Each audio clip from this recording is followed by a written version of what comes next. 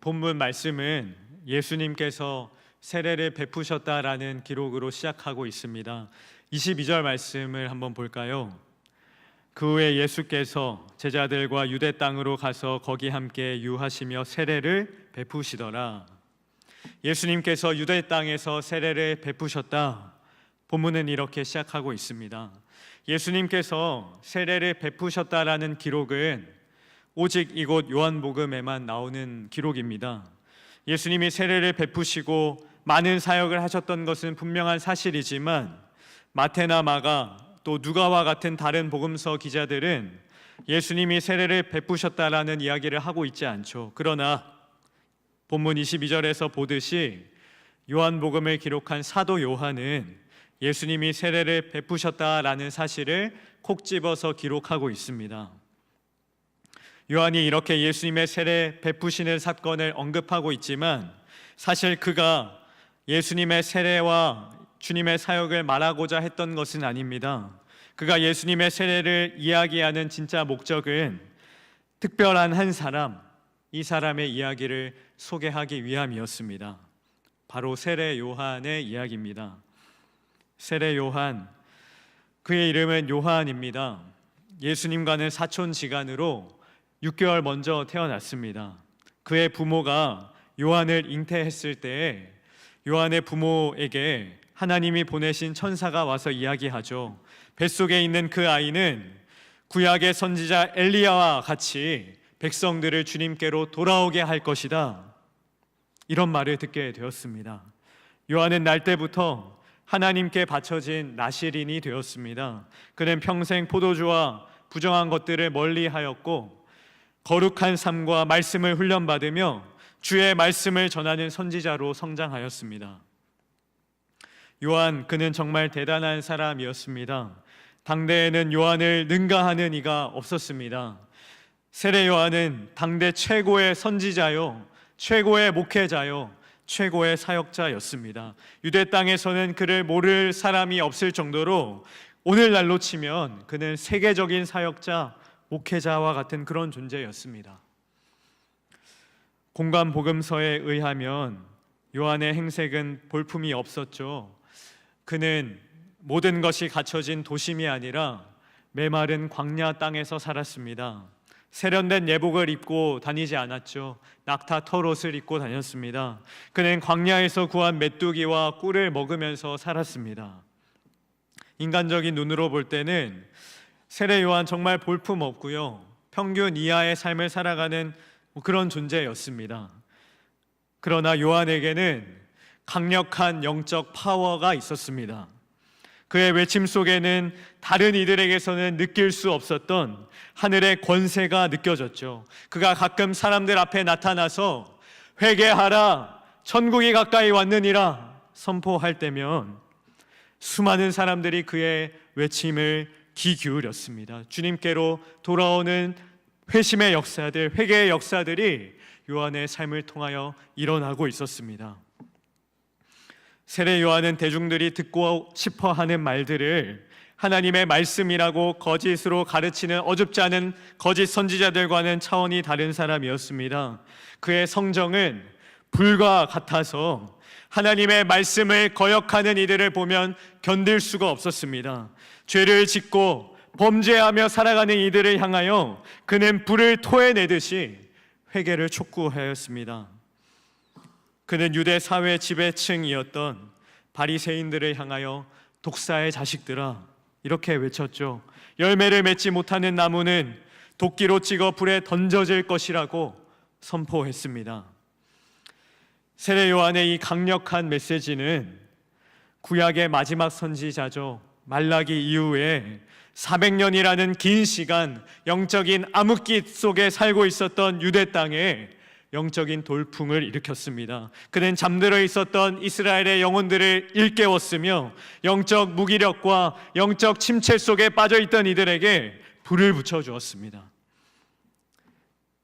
요한은 하나님의 말씀을 듣고 하나님 앞에 죄를 뉘우치고 회개하는 이들에게 세례를 베풀어 주었습니다. 그가 얼마나 세례를 많이 베풀었던지 그에게는 세례 요한이라는 별칭까지 붙게 되었습니다. 요한의 사역이 얼마나 대단했는지는 누가복음 3장을 보면 알 수 있습니다. 누가복음 3장 12절과 14절은 이렇게 기록하고 있습니다. 세리들도 세례를 받고자 하여 와서 이르되 선생이여 무엇을 하리이까? 14절에도요 군인들도 물어 이르되 우리는 무엇을 하리이까 하매, 이 세례 요한에게 세례를 받았던 대표적인 부류로 세리와 군인들이 있었다. 누가복음은 이렇게 증언합니다. 당시 세리라는 사람들은요 죄인과 동등하게 여겨지는 그런 존재였습니다. 세리는 유대인들을 지배하고 있었던 로마 제국에 부역하면서 동족들의 돈을 빼앗아서 로마에 갖다 바치고 이 동족들에게 폭리를 취하면서 악질로 여겨지는 사람들이었죠. 군인들도 마찬가지였습니다. 시민들을 압제하고 힘과 폭력으로 불의를 일삼는 불의한 권력계층이 바로 군인들이었습니다. 그들은 로마 제국을 위하여 싸우는 대가로 일반 시민들을 약탈했고 더러운 이득을 취하는 자들이었습니다. 그런데 이렇게 악질적인 이들, 사회에서도 가장 저급하고 악한 부류로 여겨지는 이들이 요한의 말씀을 듣고요, 하나님의 말씀을 듣고 회개하고 요한 앞에 나와 세례를 받게 되었다라고 누가복음이 말하고 있는 것입니다. 여러분, 요즘 얼마나 전도하기가 힘든 시대인가요? 한 사람이 주님 앞에 나와서 진정으로 회심하고 회개하고 주님 앞에 돌아가는 일이 얼마나 희귀한 일인가요? 그런데 세례 요한이 말씀을 전하자 죄인들이, 세리들이, 군인들조차 주님 앞에 회심하고 세례를 받는 일들이 일어났다라는 겁니다. 다시 본문으로 돌아가 볼까요? 본문 22절 또 23절은 예수님이 세례를 베푸셨다라고 언급하면서 의도적으로 세례 요한과 예수님을 비교하고 있습니다. 22절과 23절을 제가 다시 읽겠습니다. 그 후에 예수께서 제자들과 유대 땅으로 가서 거기 함께 유하시며 세례를 베푸시더라. 요한도 살렘 가까운 에논에서 세례를 베푸니 거기 물이 많음이라. 그러므로 사람들이 와서 세례를 받더라. 여러분, 지금 저자의 이 의도가 느껴지십니까? 22절 예수님께서 세례를 베푸셨다. 그리고 23절에 곧이어 요한도 다른 장소에서 세례를 베풀고 있었다라고 말하면서 지금 요한복음의 저자는 예수님의 세례와 요한의 세례를 비교선상에 두고 있습니다. 예수님의 등장과 함께 대단한 사역을 하고 있었던 이 세례 요한의 사역에 아주 큰 변화가 생기게 되었습니다. 예수님이 나타나기 전까지만 해도 요한하면 세례였고 세례하면 요한이었죠. 수많은 무리들이 세례 요한에게 와서 세례를 받기 위해서 줄을 섰습니다. 그런데 예수님께서 등장하시자 상황이 급변해요. 세례 요한에게 수많은 사람들이 몰려왔었는데 이제는 그들이 다 어디로 가는 겁니까? 예수님에게로 가는 거예요. 당대 최고의 선지자였고 최고의 사역자로 여겨졌던 세례 요한, 그런데 이제는 자기에게로 사람들이 나아오지 않는 거예요. 이제는 세례를 받던 사람들이 줄을 서 있었는데 이제는 사람들이 점점 줄기 시작합니다. 수백 명에서 수십 명으로 10명, 20명, 한두 명 점점 줄어드는 거예요. 더 이상 사람들이 요한의 설교에 귀를 기울이지 않습니다. 더 이상 사람들이 요한의 사역에 참여하지 않아요. 사람들이 다 어디로 가고 있습니까? 예수님께로 몰려가고 있는 겁니다. 본문 25절과 26절은 이렇게 말씀하고 있습니다. 이에 요한의 제자 중에서 한 유대인과 더불어 정결 예식, 세례를 말하죠. 세례에 대하여 변론이 되었더니 그들 요한의 제자들이 요한에게 가서 이르되 랍비여, 선생님과 함께 요단강 저편에 있더니 예수님을 말하죠. 선생님이 증언하시더니 예수가 세례를 베풀매 사람이 다 그에게로 가더이다. 요한의 제자들이 요한에게 와서 말합니다. 선생님, 사람들이 다 예수님에게로 몰려가고 있습니다.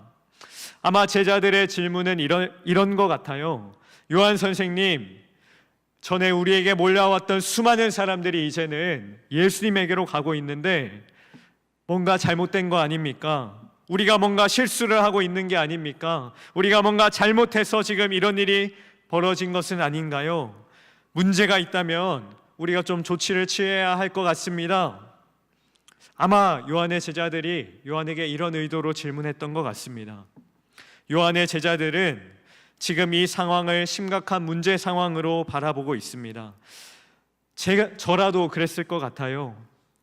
사람들이 예수님에게는 막 몰려가고 있는데, 세례를 받고 줄을 서고 있는데 나에게는 아무도 오지 않아요. 내 설교는 아무도 귀를 기울이지 않아요. 그렇다면 내가 뭔가 잘못하고 있는 건 아닌가? 내가 앞으로 어떻게 해야 하지? 이런 불안함과 두려움이 생겼을 것만 같습니다. 여러분, 요한의 마음이 어땠을까요? 수많은 무리와 군중 속에서 불과 같은 열정으로 사역했었던 요한이었는데, 수많은 사람들을 주님께로 돌아오게 했었던 그런 요한이었는데, 이제는 사람들이 오지 않는 거예요. 누구도 그를 주목하지 않고 다 예수님에게로 가는 거예요. 심지어는 자기 제자라는 사람들이 와서 사람들이 다 예수님에게로 가는데 우리 어떡합니까? 이런 말까지 듣고 있는 겁니다. 요한의 제자들이 이렇게 질문했을 때 요한이 뭐라고 답했을까요? 여러분 궁금하지 않으십니까? 요한의 대답을 성경은 본문 27절부터 30절까지 자세히 기록하고 있습니다. 요한의 대답을 두 가지로 요약해 보려고 합니다. 첫째로 요한은요, 예수님께서 그리스도시다라고 고백합니다. 본문 28절 말씀입니다. 우리 함께 읽겠습니다. 내가 말한 바 나는 그리스도가 아니요 그의 앞에 보내심을 받은 자라고 한 것을 증언할 자는 너희니라. 요한은 주님 앞에서 자신이 누구인지를 정확히 알고 고백했습니다. 나는 그리스도가 아니요, 나는 메시아가 아니요, 나는 구세주가 아니요, 나는 하나님이 아니요, 나는 영광 받을 만한 그런 존재가 아니며 나는 높임 받을 만한 자가 아니다. 나는 그리스도 앞에 보내심을 받은 존재일 뿐이다. 요한이 이렇게 고백하는 겁니다. 요한은 지금 자신이 그리스도가 아니다라고 말하고 있어요. 그러면 누가 그리스도라고 고백하고 있는 것이죠? 누가 메시아라고 고백하며 누가 이스라엘을 구원할 구세주라고 말하고 있는 건가요? 예수 그리스도, 예수가 바로 그리스도다라고 고백하고 있습니다. 요한은 자신의 사역이 위기를 맞고 있는 그 순간에 예수님이 누구신지를 정확하게 고백했습니다. 예수님은 그리스도시다 라고 고백한 것이죠. 그리고 그 주님 앞에서 내가 어떤 존재인지를 고백했습니다. 그런데 놀랍게도요, 예수를 향한 그의 신앙 고백이 위기 속에 있었던 그를 구해 주었습니다. 예수께서 그리스도라는 사실을 그가 고백했을 때에 그는 자존심을 주님 앞에서 내려놓을 수 있었습니다. 예수께서 구세주라는 사실을 그가 입술로 고백했을 때에 그는 내 사역이 아니라 주님의 사역임을 확신할 수가 있었습니다. 예수께서 하나님의 아들이심을 그가 고백했을 때에 그의 앞에 몰려왔던 수많은 무리들이 내 양이 아니라 주님의 양임을 그는 깨달을 수가 있었습니다. 예수님을 그리스도로 고백하는 우리의 신앙 고백은요, 우리 그리스도인들이 소유한 정말 놀라운 삶의 능력입니다. 인생이 내 뜻대로 되지 않더라도요, 예수를 주로 고백하는 사람은 평안할 수 있습니다. 여러분 믿으십니까? 왜 그럴 수 있을까요? 주님이 내 인생의 주인이심을 믿기 때문입니다. 삶의 위기가 찾아왔을 때 예수를 주로 고백하는 사람은 그 문제를 이겨낼 수 있습니다. 주님이 나의 구원자라는 믿음이 있기 때문이죠. 예수를 나의 구주로 고백하는 사람은요, 인생이 잘 풀린다고 해서 교만하지 않습니다. 인생이 잘 풀리지 않는다고 해서 절망하지도 않습니다. 주님이 주인이시기 때문에 주님이 나를 통해 높임 받으시고 주님이 영광 받아주시고 주님이 나를 회복시켜 주시고 주님이 나를 일으켜 주옵소서, 이렇게 고백하는 것이 그리스도인이죠. 예수를 주로 고백하는 사람이라는 말입니다. 그러므로 주 안에 사랑하는 성도 여러분, 날마다 우리 예수님을 나의 구주로 고백하시기를 축복합니다. 우리의 신앙 고백이, 주님을 나의 구주로 고백하는 우리의 그 믿음의 고백이 세상을 이기는 능력이 됨을 확신하시기를 축복합니다. 둘째로 세례 요한은 예수를 위하여 기꺼이 망하겠다라고 고백합니다. 본문 29절 말씀입니다. 함께 읽겠습니다. 신부를 취하는 자는 신랑이나 서서 신랑의 음성을 듣는 친구가 크게 기뻐하나니 나는 이러한 기쁨으로 충만하였노라. 네, 세례 요한은 지금 자기 자신을 신랑의 들러리에 비유하고 있죠. 여러분 한번 생각해 보시겠어요? 누군가가 친구 결혼식장에 갔습니다. 그런데 가서 이렇게 생각하는 사람이 있을까요? 왜 사람들이 나를 축하해 주지 않지? 왜 사람들이 나를 주목해 주지 않지? 이렇게 생각하는 사람이 있겠습니까? 결혼식의 주인공은 신랑과 신부죠. 결혼식에 온 하객들은 당연히 결혼식의 주인공인 신랑과 신부를 찾아가서 인사하고 그들을 축복해 주고 그들과 함께 사진을 찍는 것이죠. 요한은 지금 자신은 신랑이 아니고 신랑의 친구일 뿐이다, 들러리일 뿐이다. 이 시대의 진짜 신랑은, 이 시대의 주인공은 바로 예수님이다 라고 고백하고 있습니다. 예수님께서 높아지시고 예수님의 사역이 성공하는 모습을 지켜보는 것만으로도 나는 기뻐하는 존재다 라고 고백하는 겁니다. 게다가 본문 30절, 요한이 가장 유명한 말을 기록하고 있죠. 본문 30절 말씀 함께 읽을까요? 그는 흥하여야 하겠고 나는 쇠하여야 하리라 하니라. 예수는 흥하여야 하고 나는 쇠하여야 하리라. 예수는 높아져야 하겠고 나는 낮아져야 하리라. 예수는 성공해야 하고 나는 망해야 하리라. 요한의 이 고백은 요한복음을 묵상할 때마다 정말로 감동적입니다. 마치 주님께서 하늘의 모든 영광을 다 버리시고 가장 낮은 십자가라는 자리에 내려오셨던 겸손을 보여주신 것처럼 세례 요한도 그리스도를 위하여 자기 자신을 내어드릴 수 있는 겸손한 사람이었습니다. 우리 주님께서요, 인간의 구원을 위하여 자기 자신을 버리셨던 것처럼 세례 요한도 그리스도를 위하여 자기 자신을 버리는 사람이었습니다. 모든 사람들이 예수님을 따라다니며 자신의 성공과 유익을 위하여 예수를 따르고 있을 때에 세례 요한만큼은 예수를 위하여 자신의 성공과 인생을 버린 사람이었습니다. 그의 고백은 말뿐이 아니었죠. 그는 정말 자신의 고백대로 살다가 주님 곁으로 떠났던 사람이었습니다.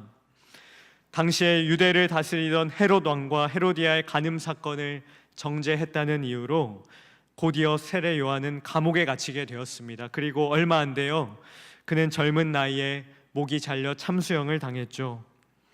요한은 정말로 하나님의 나라와 예수를 위하여 자기 목숨을 기꺼이 내어 놓았던 사람이었습니다.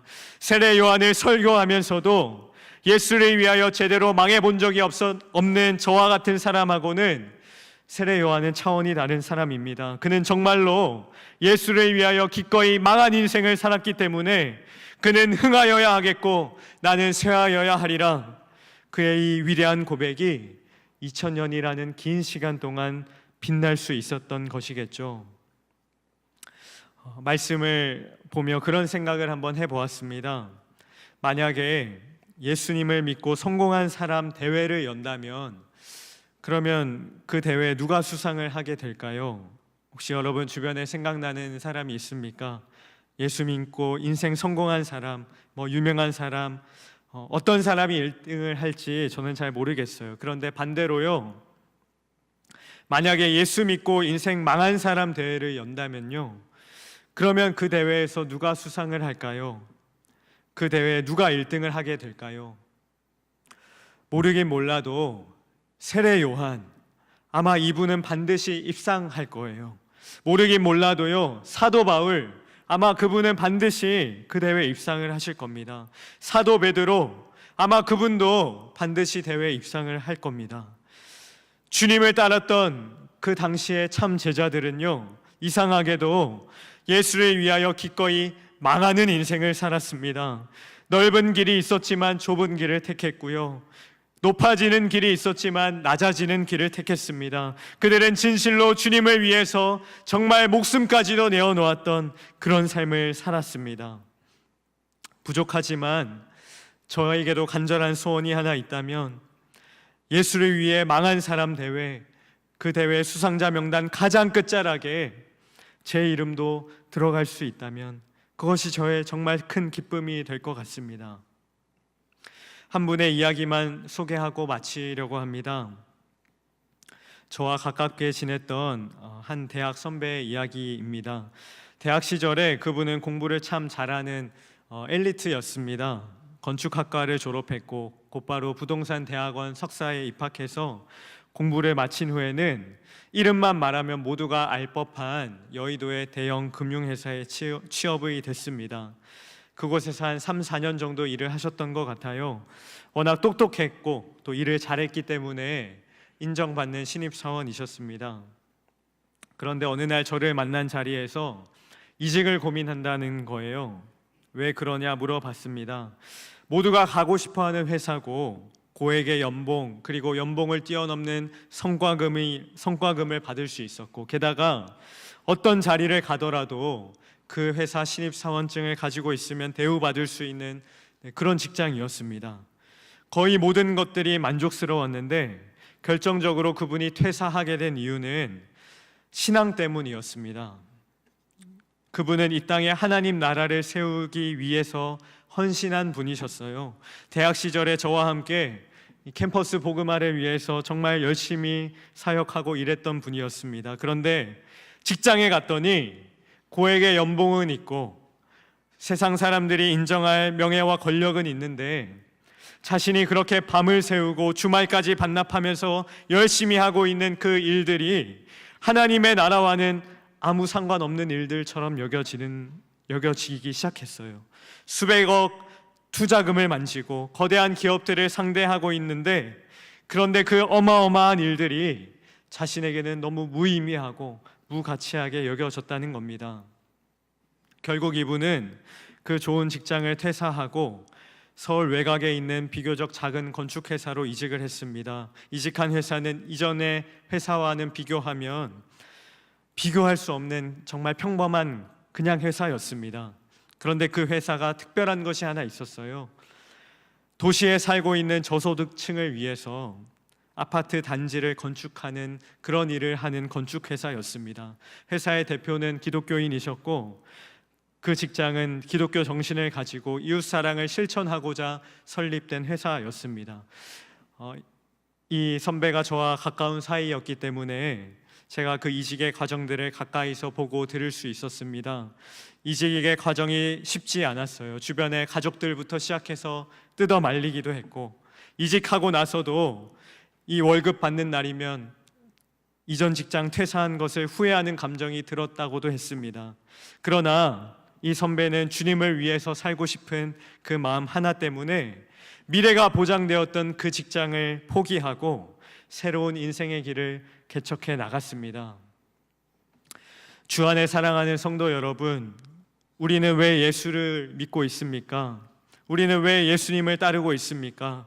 나의 행복을 위해, 내 성공과 미래를 위해서, 내 자녀의 축복을 위하여, 내 마음과 내 평안과 내 위로를 위하여 예수를 믿습니까? 그러나 성경은요, 예수님을 위하여 망한 사람들의 이야기로 기록되어 있습니다.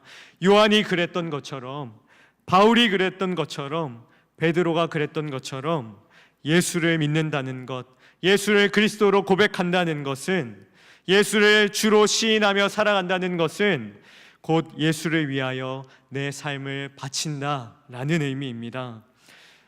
성도 여러분, 오늘 이 밤에 우리 주님 앞에 나아가서 다시 한번 믿음의 삶을 결단하게 되시기를 주님의 이름으로 간절히 축복합니다.